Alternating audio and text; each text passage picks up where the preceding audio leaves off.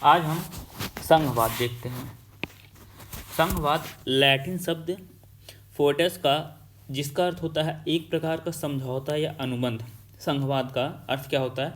एक प्रकार का समझौता या अनुबंध। यह लैटिन शब्द फोर्टस से बना हुआ है। संघवाद का विकास हम देखते हैं। संघवाद का एक मुख्य पहलू हम ये अर्थ ये समझ सकते हैं, इकाइयों के मध्य समझौता। इकाइयों के मध्य समझौता क्या होता है कि विभिन्न राज्य, छोटे छोटे राज्य, भारत में जो राज्य हैं 28 राज्य हैं वर्तमान समय में, उन राज्यों ने समझौता की, वो उनको इकाई कहा जाता है। उन इकाइयों के मध्य किया गया समझौता, उसी को संघवाद कहते हैं।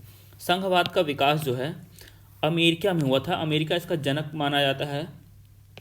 स्विट्जरलैंड में 1872 में आया था संघवाद, और कनाडा में 1867 में आया था।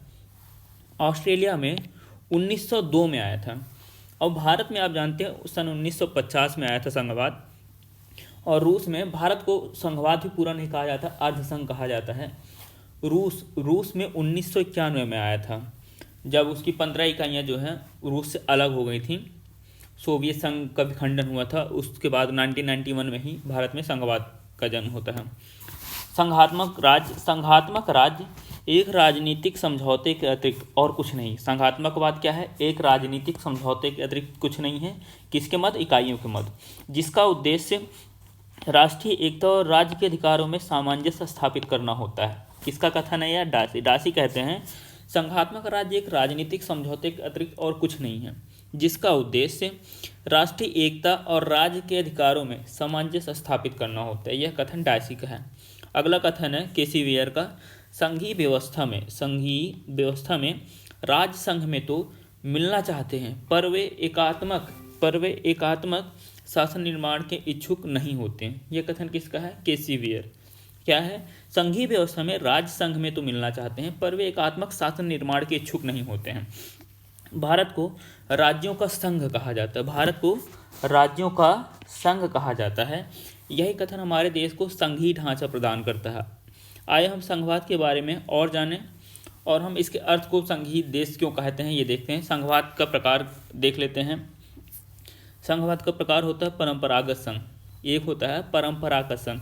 यह जो है यूएसए में आया है।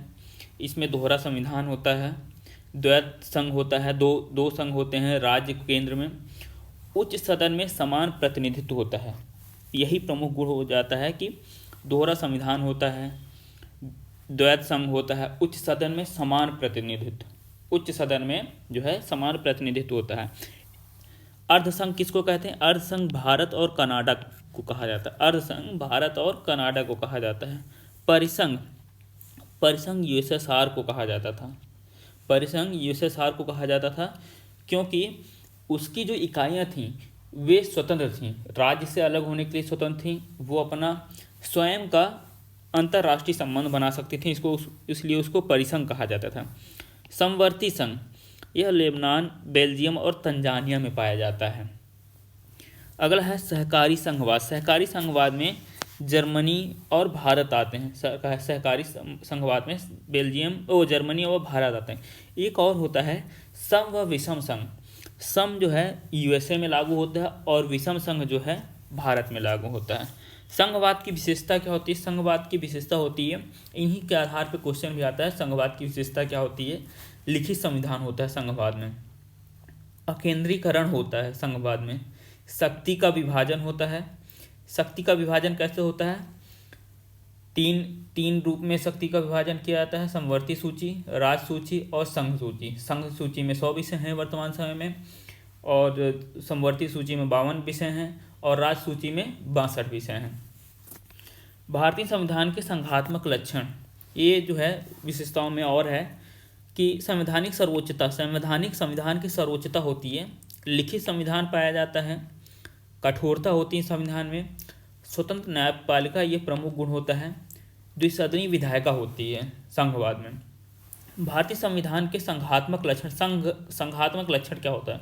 वही है संविधान की सर्वोच्चता, संविधान के द्वारा केंद्रीय सरकार और इकाइयों की सरकारों में शक्तियों का विभाजन होता है। शक्तियों का विभाजन वैसे ही होता है, समवर्ती सूची, राज सूची, संघ सूची। केंद्र सरकार जो है संघ सूची, केंद्र सरकार की शक्तियाँ संघ सूची में होती हैं, और राज्य सरकार की शक्तियाँ जो हैं वह राज्य सूची में होती हैं, जबकि संवर्ती सूची में दोनों की शक्तियाँ होती हैं। लिखित और कठोर संविधान, लिखित और कठोर संविधान होता है संघात्मक का लक्षण है। स्वतंत्र उच्चतम न्यायालय होता है। द्विसदनी व्यवस्थापिका होती है। दोहरी शासन प्रणाली होती है। आगे है भारतीय संविधान के एकात्मक लक्षण। भारतीय संविधान का एकात्मक अभी ऊपर देख रहे थे हम संघात्मक लक्षण, अब यहाँ देखेंगे एकात्मक लक्षण। एकात्मक लक्षण, शक्ति का विभाजन केंद्र के पक्ष में, शक्ति का विभाजन जो है केंद्र के पक्ष में, केंद्र ही सब कुछ होता है। इकहरी नागरिकता होती है। संघ और राज्यों के लिए एक ही संविधान, संघ और राज्यों के लिए एक ही संविधान होता है, जबकि संघात्मक में संघ व राज्य के लिए अलग अलग होता है। संविधान पूरे देश का एक होता है, लेकिन राज्य का अपना कानून होता है, वो अपने हिसाब से अपना सब कुछ देखता है और केंद्र अपने हिसाब से देखता है। एकीकृत न्याय व्यवस्था होती है। संसद राज्यों की सीमाओं के परिवर्तन के समर्थ में। भारतीय संविधान संकट काल में एकात्मक, भारतीय संविधान संकट काल में एकात्मक, यानी कि संकट काल आ जाए देश में जो है, अगर संकट काल आ जाए, युद्ध हो जाए, कुछ हो जाए, तो यहाँ पर जो है राज्य के पास से शक्तियाँ हटके सीधे केंद्र में चली जाती हैं, सांसद में आ जाती हैं। सामान्य काल में भी संघीय सरकार की असाधारण शक्तियाँ हैं। जब युद्ध ना हो रहा हो तब भी जो है केंद्र सरकार की में असाधारण शक्ति होती है, क्योंकि राज्यों को वो राज्यपाल के तहत हर एक चीज़ लागू करती है, वो कंट्रोल करती है। उनकी जो राज्य में जो प्रमुख नियुक्तियां होती हैं वो राष्ट्रपति करते हैं। मूलभूत विषयों में एक रूपता, और राष्ट्रपति जो है सीधे मंत्रिमंडल की सलाह पर कार्य करता है। राज्यों के राज्यपालों की नियुक्ति राष्ट्रपति द्वारा, राज्यों के राज्यपाल की नियुक्ति राष्ट्रपति द्वारा। राज्यसभा में इकाइयों को समान प्रतिनिधित्व नहीं होता है। आर्थिक दृष्टि से राज्यों की केंद्र पर निर्भरता होती है। संविधान के संशोधन में संघ को आर्थिक शक्तियाँ प्राप्त होती हैं।